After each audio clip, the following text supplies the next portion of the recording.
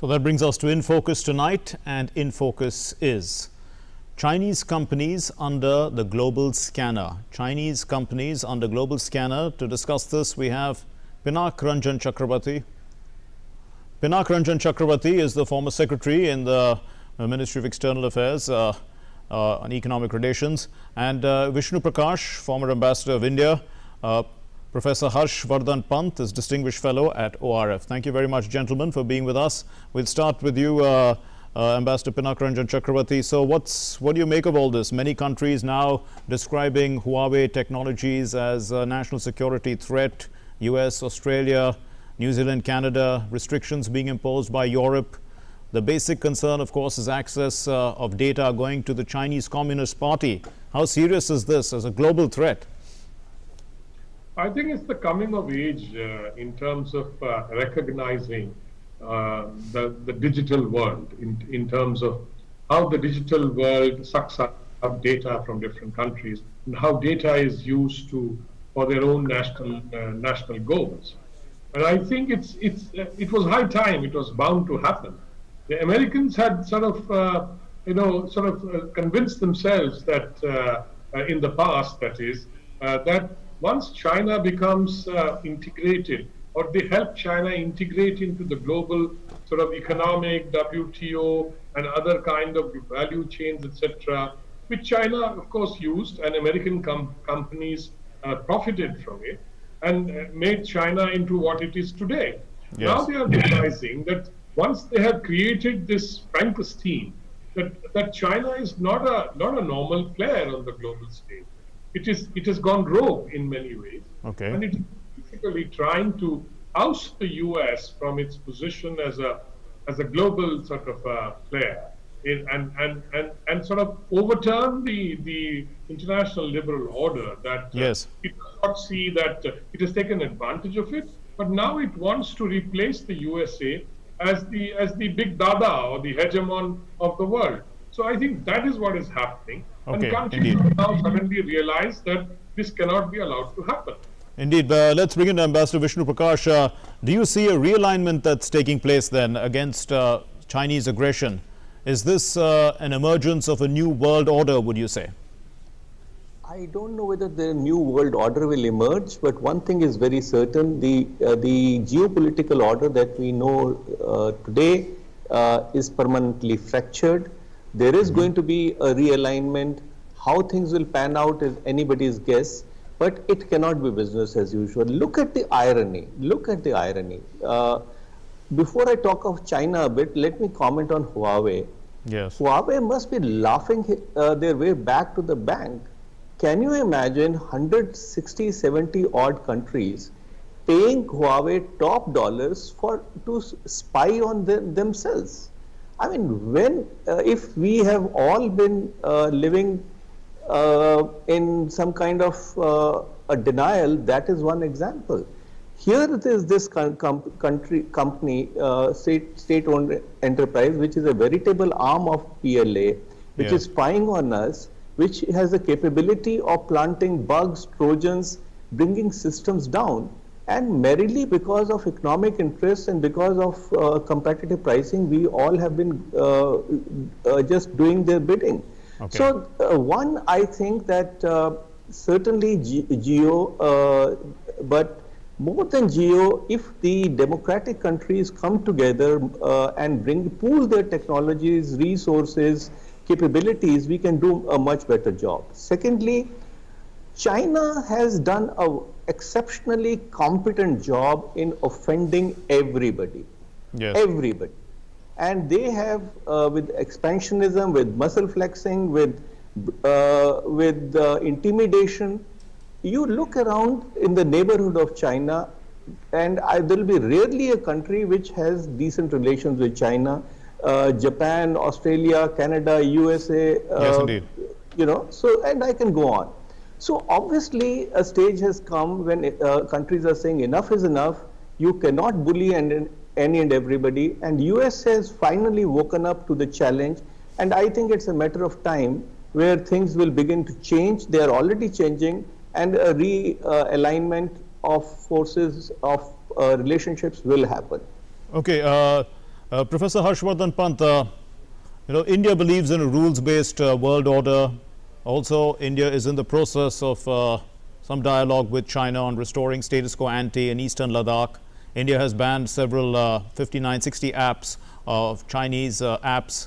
So how does all this affect India's India's role in the global state of play?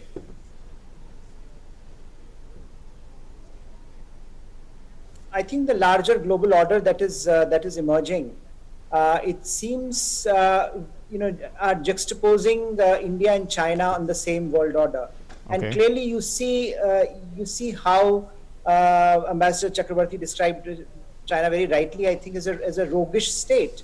It is not a state that wants to be part of the global order. It is ripping up every single treaty, every single international norm, every single international institution that it is part of today. And it is trying to create a world in its own image. I think in the image of the Communist Party of China, the way it runs China, it wants to run the world. And I think that is precisely the problem that we face today. How do you reconcile? How does international community reconcile to a rising power that has absolutely no stake in the existing order? So clearly, I think the question, therefore, for the world is to look at this without any compromise, without any rose-tinted glasses, and to come to terms with that. And I think that is what is happening. All the discussions that are happening around the world today is to how do you accommodate such a power. And when you look at India with all its internal problems, with all its institutional frailties, comes across as a country that has a stake in the global order, that has, as you pointed out, wants to make this world and the region a rules-based order where rules matter, where norms matter, where institutions matter. So therefore, multilateralism is important. Therefore, rules are important and norms are important for India. And when you juxtapose India's engagement with the world with China's engagement with the world today, you find that there is no comparison, that India comes across as a country that is reasonable, that wants to accommodate itself as a rising power in an international order with which it may have differences, but it does not to overturn the existing order. Whereas China, it seems, wants to just kick it aside, lock, stock, and barrel, and there is no alternative vision in sight. So I think, therefore, a lot of reordering that you are witnessing today in the world is a reflection of this reality, and hopefully it will gather momentum, because I think, as Ambassador Prakash pointed out, enough is enough, and most countries have realized that enough is enough. So indeed, enough is enough. Ambassador Chakrabarti, countries have also demanded an investigation into the origin of COVID, and that's an investigation that is going to take place. So what do you think? I mean, how do you see that? That also casts a certain shadow on China, and the fact that the whole world has now been affected by this pandemic, and we all know that it originated in China, and now we need to investigate how it originated in the first place. There are two aspects here. One is that countries like Australia and others who spoke up on this investigation have felt the sort of the reaction of the Chinese. In the World Health Assembly, it was unanimously decided that there shall be an investigation. Yes. Because the world wants to know how it happened in Wuhan and why did it spread. Why didn't the Chinese, who are so, adept at clamping down, and after all, it's an authoritarian dictatorship of the party, the Communist Party, how could they allow the Wuhan virus? From Wuhan, apparently the flights went all over the world, and that's how it spread. Was it deliberate? I mean, people are asking all these questions. So I think we need to investigate. The second point about China is that it has taken advantage of the fact that the world is engaged in fighting the COVID pandemic to save their people. Save every country. It wants to save its people, like us. And today, what is happening is that China is taking advantage of the fact that the countries have been diverted to this major pandemic, and it's doing all kinds of things on its periphery. It is attacking India in Ladakh. It is attacking all the countries in South China Sea. It has changed the laws on Hong Kong and made it as if it's now Hong Kong is no longer what it used to be. It has a unique status. It is threatening Taiwan, and the world is basically pushing back now. enough is what Ambassador, Okay. my colleague, said. Indeed. And I think Harsh also mentioned that the Rubicon has been crossed. And I think that is the point that we are seeing today, that the world is now realizing that China is not a country that wants to live in peace. Okay, and Ambassador Vishnu Prakash, so the support that the world seems to be giving Taiwan, for instance, to join as a member of the WHO, that also is some sort of an aspect of trying to put pressure on China from all kinds of sides. And we've seen also that the US and Japan are economically distancing themselves from China. They're pulling out their companies from China. How is this all going to impact China over the medium term? I think the impact will be severe for a variety of reasons. One, the Chinese leadership, which lives virtually in a bubble, and when you're an authoritarian leader and you learn to shoot the messenger, then you only get to hear what you want to hear. So they have appear to be surprised that there has been this kind of a pushback, which I think they did not expect. Secondly, the reaction of the world to South China Sea and to Taiwan is something that again has jolted and will jolt the Chinese government. I think the fact that they have overplayed their hand, the way they have opened up too many fronts, is going to come and haunt them. Now, as far as the economic aspect is concerned, we all know that there is a social compact between the Chinese CPC and the people. The unwritten compact is that the people should leave politics to the party, and party will give them economic prosperity. Now, with the decoupling happening and going to gain steam, with the dream of technological dominance perhaps getting thwarted, there is going to be a massive downside to the Chinese economy, and that will bring a whole set of consequences, because as it is from a double-digit growth rate, they are down to low single digits, and that will further come down. And the fact is that the world has allowed China to become the world's factory, and the world which had allowed China to become the world factory can also undo it. And when the decoupling begins, onshoring begins and gains steam, it's only not a question of if, it's a question of when. So, Professor Harsh Pant, so it's a question of when, because it already actually was beginning to go. It had started earlier. People were already moving out of China. Companies were reshoring in a sense because costs were going up also in China, and they needed to diversify in a sense. You can't put all your eggs in one basket. So now what do you see? I mean, do you see this accelerating at a certain pace? Yes, I think some of the trends that we were witnessing before the advent of COVID-19, all those trends have been accentuated by Chinese behavior in the initial stages of COVID-19, with the mismanagement, and Chinese behavior on the geopolitical side since over the last 3 to 4 months. And I think if you combine them both, you look at a world order that is in tremendous flux. You look at a world order which where countries are willing to stand up to China increasingly, even those countries who were in doubt. So you can go back a few months, and then see how UK's decision, Huawei, was a different one. They decided to give it the partial access. Today they have said no, it can't. It is not possible. So clearly, those countries who were willing to engage with China, even though it was limited engagement, even those countries are having a rethink on their policies. So clearly, we are looking at a larger framework where China is under pressure, and my belief is that Chinese behavior today has less to do with Chinese strength and more to do with Chinese vulnerabilities. And those vulnerabilities domestically are being reflected in the way China is, just Chinese leadership. Communist Party is just flailing around, creating crises where none exist, trying to browbeat smaller neighbors. So clearly there is tension within the Chinese Communist Party. There are tensions within China, which are being reflected in the way Chinese foreign policy is being shaped up, and that will have consequences for the communist leadership. But alas, it will also have some short-term consequences for the world order because of whatever we are witnessing today. So I think we are moving into a phase where Chinese pressure and global pushback both are going to be very, very, very, very substantial. Let's bring in Ambassador Chakrabarti once again. So under the current tensions then, Could the South China Sea become a flashpoint? Because we know that there are military assets of the United States and China in the sea, in the South China Sea area currently. Well, one can never rule out a flashpoint in the sense that since such large assets of the US are there, and China obviously must be feeling the heat, it all depends on who does what.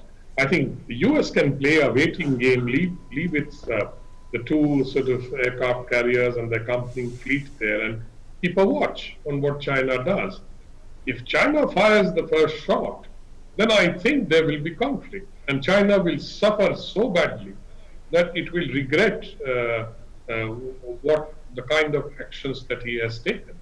But I think I don't know whether any provocation will come from the American side. But I think the provocation may come from the Chinese side, as it has come in Ladakh, for example, against us, or in Hong Kong, for example. So I think we are looking at the Communist Party of China, which is behaving in a very abnormal manner. Because, Indeed. you see, ultimately the outcome of all this is the question, what is China gaining? Is it Indeed. gaining something? Is it gaining in terms of its national interest by sort of consolidating all those who are now pushing back at China? I don't understand the Chinese philosophy or its thinking. Either it's coming, as Harsh rightly said, from a struggle within the Communist Party.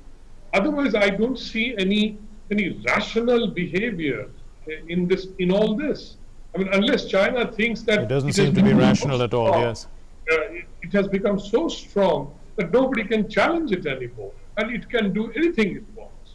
So I don't know. Okay. I don't think China believes that, but because I'm sure there are many cool heads in China who realize that they cannot take on the Americans. Ambassador Vishnu Prakash, so I mean, whether the cooler heads will prevail or not is a question, but what about the viability of the Quad to counter Chinese aggression and ambitions at this time? Because I mean, the countries involved are Japan, India, Australia, and the US. Well, again, I think I will send a thank you note to President Xi Jinping to enable the countries to drop their hesitation. Many countries were hesitant. Quad had taken baby steps, but the way China has behaved, I think countries have realized that there is no choice but to take China on and push back. China is a bully which can only be stared down, and the more you accommodate it. So Quad, I think, will become increasingly important. Already it has been, the dialogue level has been raised to the level of foreign ministers. There is talk of Quad Plus. Countries like South Korea, New Zealand, Vietnam, Indonesia, possibly France, Brazil are being also spoken of.